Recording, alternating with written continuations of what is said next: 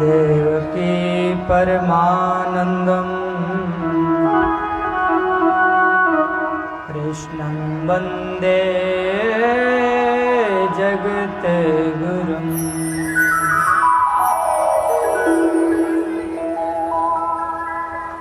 कस्तूरितिलकं ललाटपटले वक्षस्थले कौस्तुभम् नासागरवरकरतले वेणुकरे कङ्कणम्। सर्वाङ्गे हरिचन्दनं सुललितं कण्ठे च मुक्ताम्बलिः गोपस्थिरे परिवेष्टितो विजयते गोपालचूडामणिम्।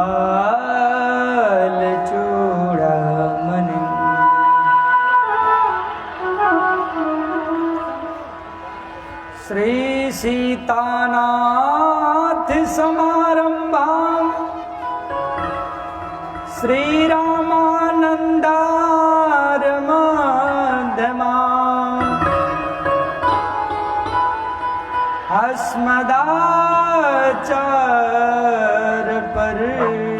अस्मदाचार्यपर्यन्तां वन्दे श्रीगुरो परम्परा।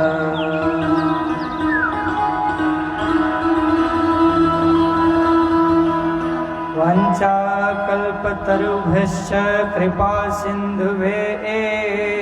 च पतितानां पावनेभ्यो वैष्णवेभ्यो नमो नमः।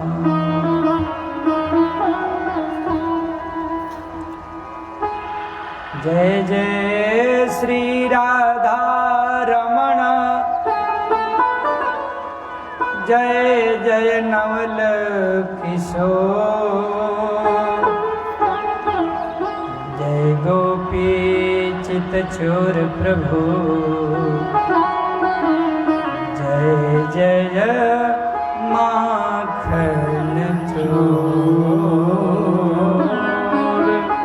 जय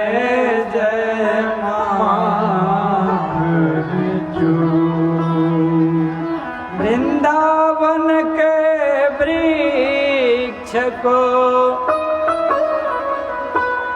मर्म न जाने को,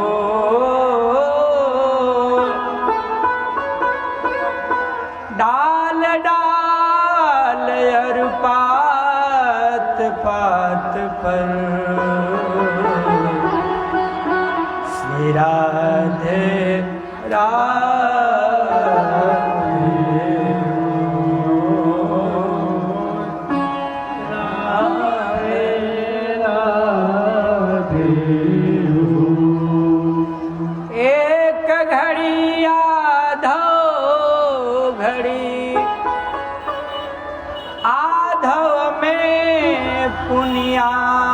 पुनियाद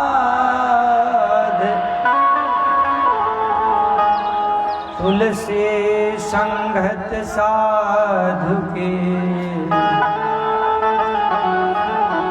हरे कोटि अपराध, हरे कोटि अपराध। बोले बालकृष्ण लाल की, श्रीमद्भागवत महापुराण की, श्री सुखदेव जी महाराज की, श्री परीक्षित जी महाराज की।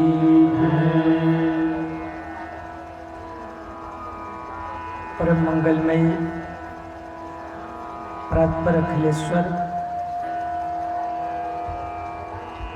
अकारण करुणा वरुणालय तड़ितिक विनिंदक पीताम्बरधारी श्री बालकृष्ण लाल की बांगमयी प्रतिमूर्ति श्रीमद्भागवत महापुराण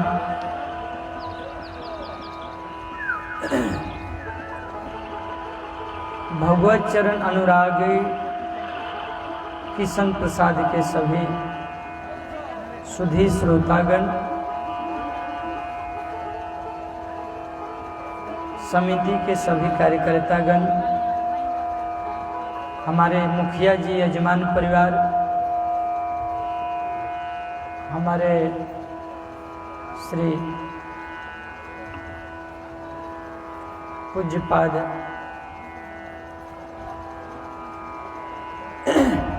संतों की कृपा से और आप सबके सहयोग से यह दिव्य उत्सव का प्रथम दिवस की संध्या वेला में हम उपस्थित हैं।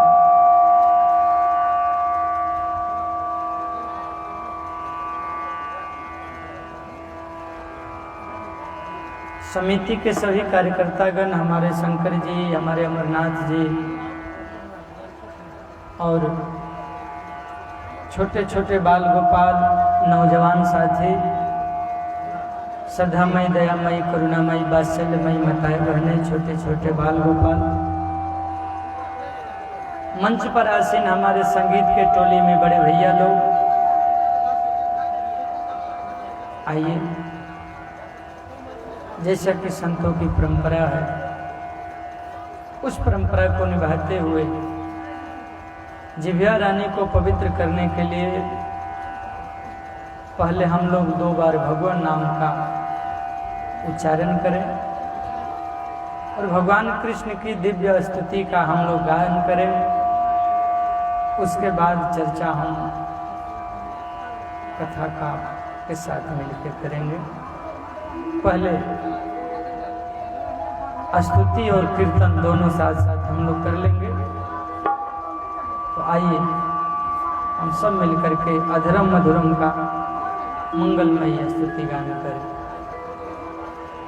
अधरम मधुरम वदनम मधुरम नयनम मधुरम हसितम मधुरम मधुरम वदनम मधुरम नयनम मधुरम हसितम मधुरम हृदयम मधुरम गमनम मधुरम मधुराधिपते अखिलम मधुरम मधुराधिपते अखिलम मधुरम भजनम मधुरम चरितम मधुरम भजनम मधुरम चरितम मधुरम वसनम मधुरम बलितम मधुरम वसनम मधुरम बलितम मधुरम चलितम मधुरम रमितम मधुरम मधुराधिपते अखिलम मधुरम मधुराधिपते अखिलम मधुरम मधुराधिपते अखिलम मधुरम रेणुरे मधुर रेणुर मधुर रेणुर मधुर रेणुर मधुर पाणी रे मधुर पाद मधुर पाणी मधुर पाद मधुर नेत्रम मधुरम सख्यम मधुरम मधुराधिपते अखिलम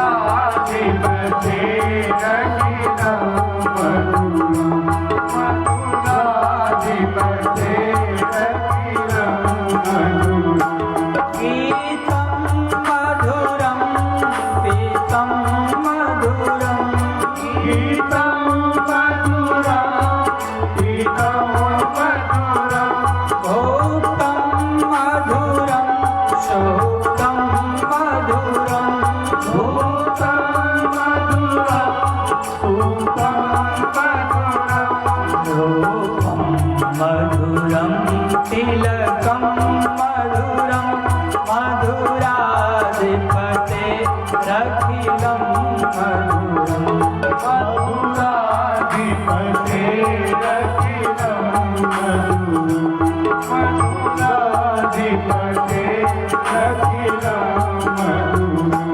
हरणं मधुरं तरणं मधुरं वर्णं मधुरं हरणं मधुरं तरणं मधुरं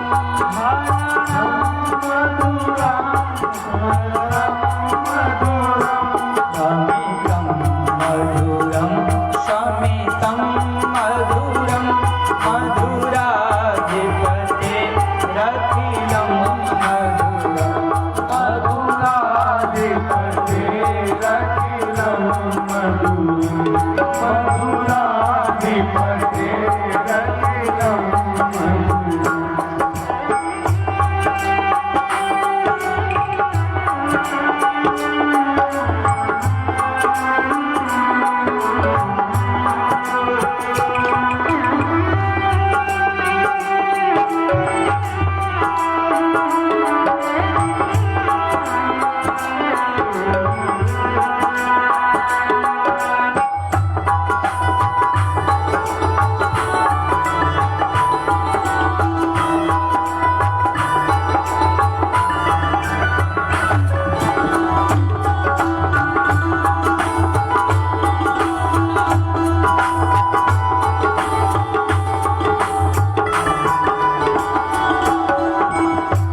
गूंजा मधुरा नादा मधुरा गूंजा मधुरा माला मधुरा यमुना मधुरा बीची मधुरा यमुना मधुरा वीची मधुरा कलिलं मधुरं कललं मधुरं कलिलं मधुरं कललं मधुरं मधुरा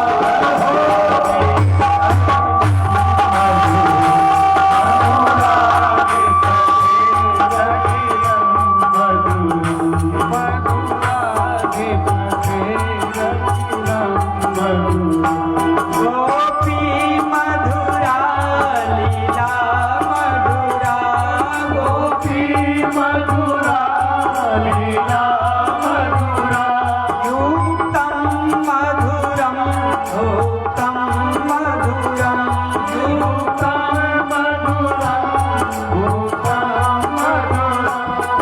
श्रेष्ठं मधुरं श्रेष्ठं मधुरं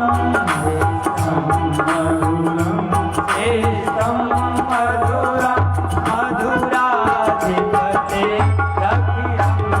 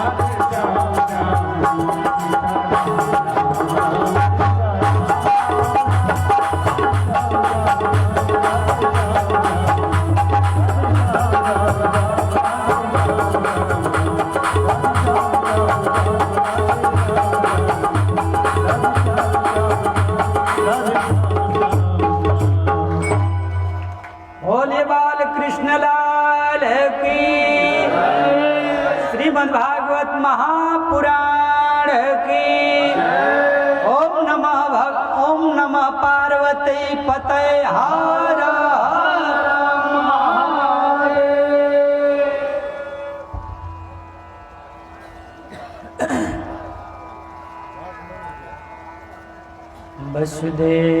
वसुदेवसुतं देवं कंसचाणूरमर्दनं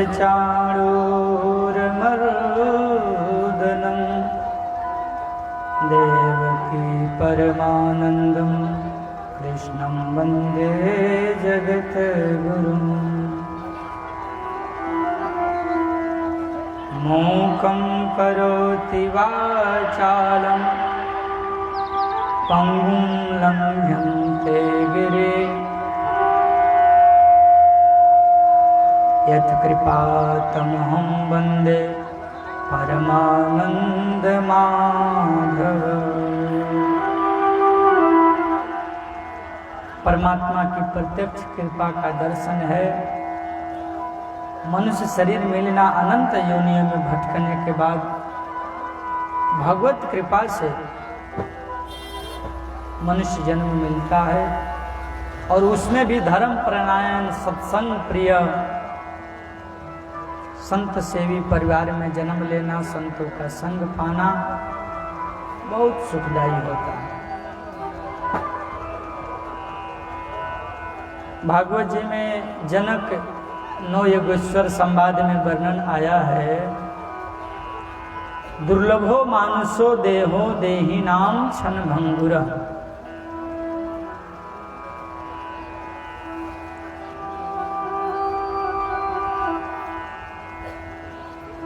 अनंत जन्म के पुण्य जब उदय हेत एक संग, छूटे मन की मलिनता तब भावे सत्संग। एक जन्म की नहीं, कई कई जन्मों का सद्भाग्य पुण्य जब एकत्रित होते हैं तब सत्संग लाभ होता है।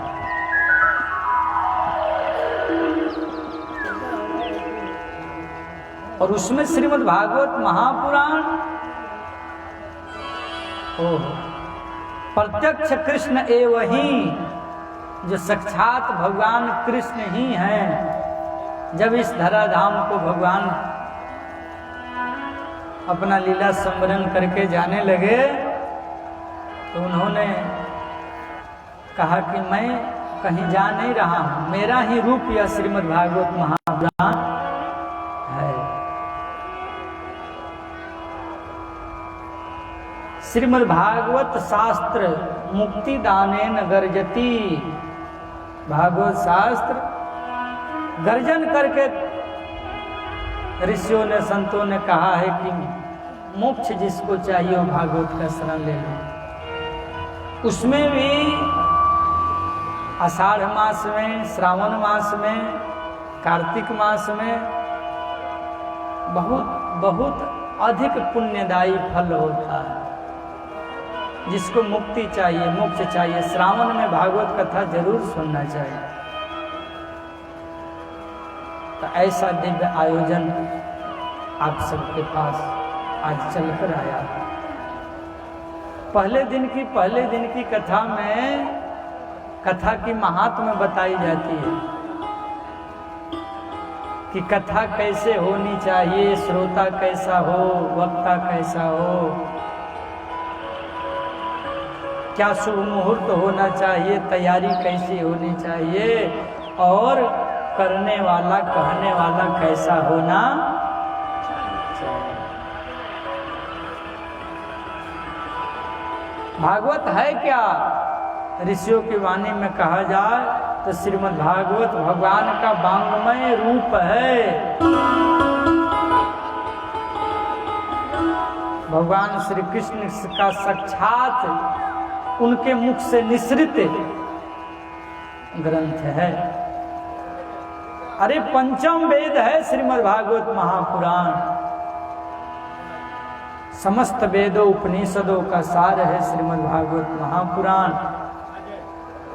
रस का सिंधु है, जिसका एक बिंदु भी किसी को मिल जाए तो गदगद बिंदु में पहुंच जाता है। जो आनंद का राशि है, खजाना है, एक बार जो खजाना को मिल जाता है फिर वो डूब जाता है। मृत्यु को संवारने वाला है श्रीमद् भागवत महापुराण। जन्म मृत्यु के भय से छुड़ाने वाला है श्रीमद् भागवत महापुराण। विशुद्ध प्रेम का शास्त्र है श्रीमद् भागवत महापुराण।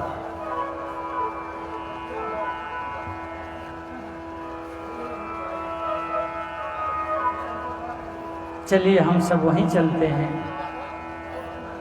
जहां यह कथा प्रारंभ हुई। यह दिव्य ग्रंथ में 18,000 श्लोक ऋषियों ने बताया है। 12 स्कंद हैं और 335 अध्याय है। भाई हम लोग अपने अपने क्लास में जब पढ़ते हैं तो चैप्टर होता है ना, गणित का, हिंदी का, विज्ञान का, तो इसमें 335 अध्याय है।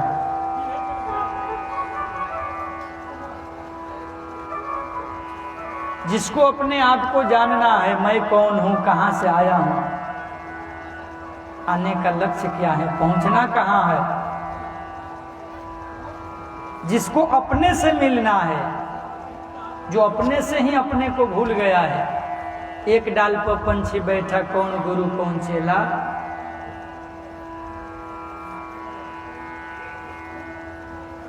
उसके लिए यह श्रीमद् भागवत महापुराण है। थोड़ा मैं सरल करने का प्रयास करूंगा। यद्यपि कोई भी कथा अगर श्रोता श्रेष्ठ हो तो वक्ता को और आनंद आता है। और यहाँ तो किशन प्रसाद में कई लोग कंठीधारी हैं, कई कीर्तन पार्टियां हैं, बहुत भक्ति का गंगा यहाँ भी बहती रहती है और कितना शांति है, आनंद आ रहा है, सबसे बड़ी बात है। तो ऐसे ही आप लोग सहयोग दीजिएगा तो फिर आनंद आएगा। यूपी में एक जगह है नेमी सारण्य, सीतापुर जिला के बगल में।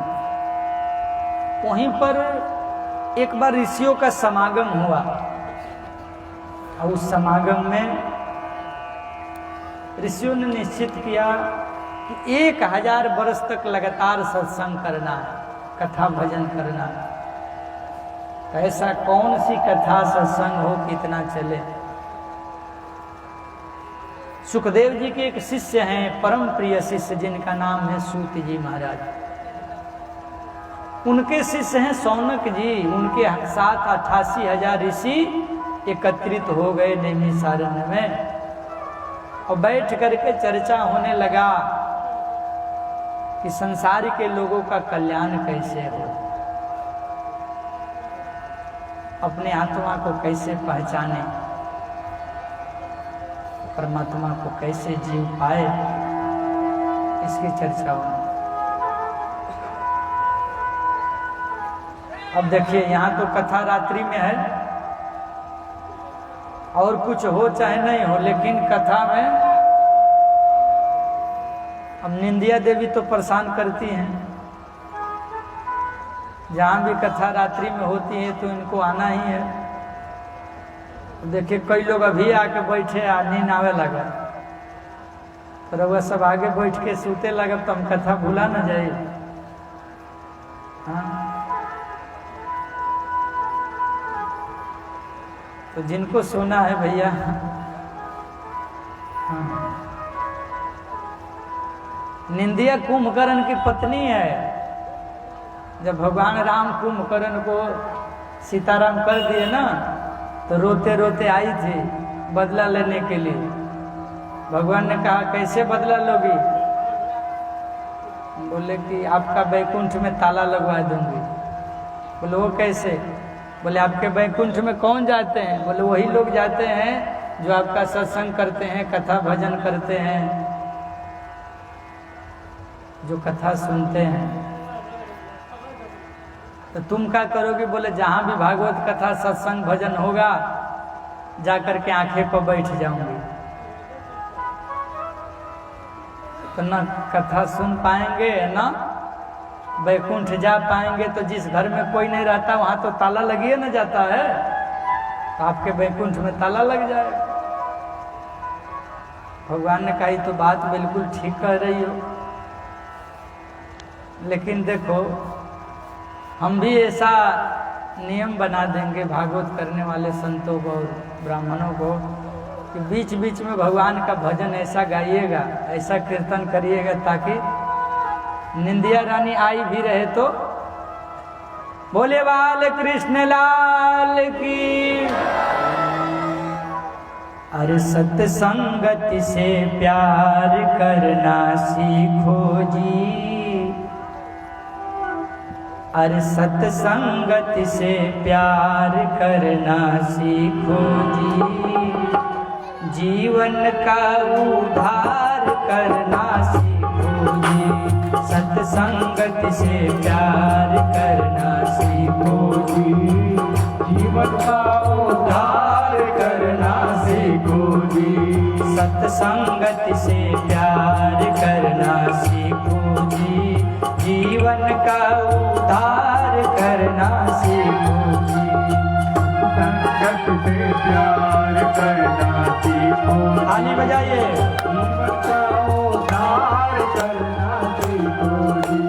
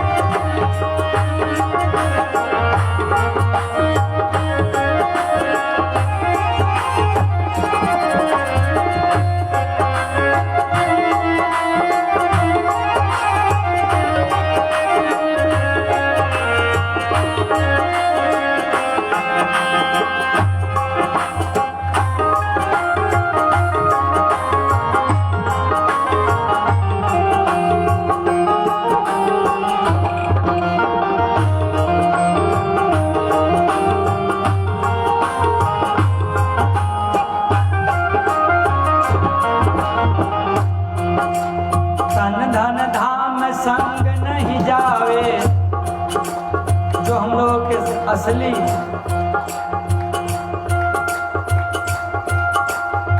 सफर का टिकट जो है भाई, ट्रेन में चढ़ते हैं तो टिकट चाहिए ना।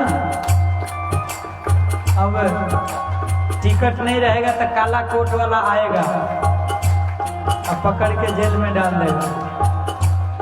अब उस ट्रेन में जब यात्रा करेंगे तो भैंसा वाला आएगा, भैंसा वाला पकड़ के कहेगा चलो। उस समय ना 12 बीघा वाला साथ जाएगा,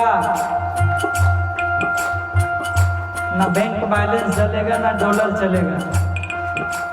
वहां तो सच्ची कमाई जो है वही जाएगा।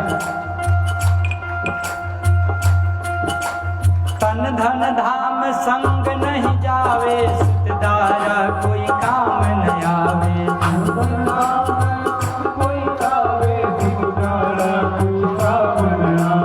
तन धन धाम संग नहीं जावे, सुतदारा कोई काम न आवे। सुतदारा कोई काम न आवे, सुतदारा कोई काम न आवे। ममता का संहार करना सीखो जी, ममता का संहार करना सीखो जी, जीवन का उद्धार करना सीखो जी।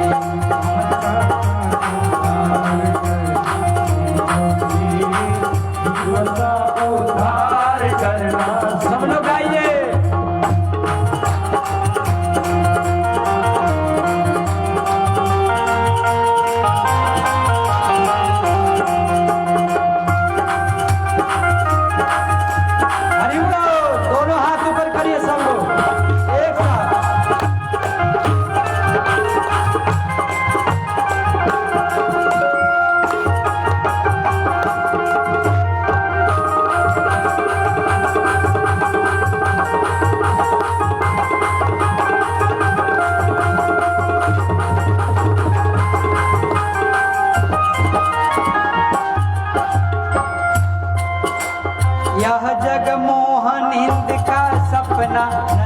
कोई गैर नहीं कोई अपना। कोई अपना नहीं, कोई गैर नहीं कोई अपना। यह जग मोहन इंद का सपना, नहीं कोई गैर नहीं कोई अपना। नहीं कोई गैर नहीं कोई अपना। करना क्या? नहीं कोई अपना। सत्य सत्य विचार करना सीखो जी, सत्य सत्य विचार करना सीखो जी, जीवन का उद्धार करना सीखो जी। सत्य सत्य विचार करना सीखो जी, जीवन का उद्धार करना सीखो जी।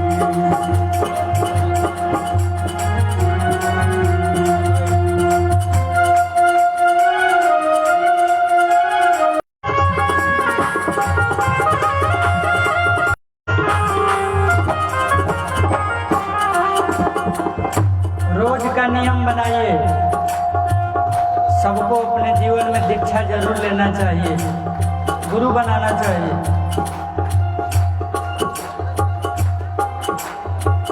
अभी अभी गुरु पूर्णिमा 24 तारीख को था। कहा गया है जो आपके अंतःकरण को जगा दे, जो आपसे आपको मिला दे, आपके अंदर गुरु भाव